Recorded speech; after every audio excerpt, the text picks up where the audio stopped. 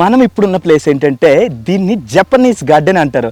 ఇది ఎప్పటికప్పుడు మీరు బ్యాక్ సైడ్ చూసినట్టయితే కొన్ని రౌండ్ కలర్ స్టోన్స్ ఉన్నాయి అండ్ పైన రౌండ్ కలర్లోని ట్రీస్ని కూడా డెకరేట్ చేయడం జరిగింది. ఇది ఎగ్జాక్ట్గా చెప్పాలంటే మనకి ప్యారిస్లో ఉంది ఇటువంటి జపనీస్ గార్డెన్. సేమ్ జపనీస్ గార్డెన్ని ఇంకా గొప్పగా వీళ్ళు డిజైన్ చేయడం జరిగింది.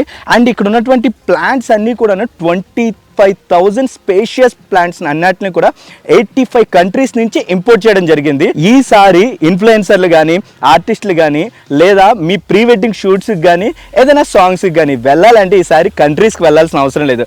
డైరెక్ట్గా మన ఎక్స్పీరియన్స్ థీమ్ పార్క్ వచ్చేస్తే మనం అన్ని కంట్రీస్ని కవర్ చేసిన వాళ్ళం అవుతాం. సో ఈ 85 కంట్రీస్లో ఉన్న స్పెషల్ ప్లేసెస్ అన్నీ కూడాను మొత్తం రీక్రియేట్ చేయడం జరిగింది దానికన్నా గొప్పగా. అండ్ ఒక్కసారి ఓవర్లుక్ వేసుకుంటే మొత్తం అంతా అదే.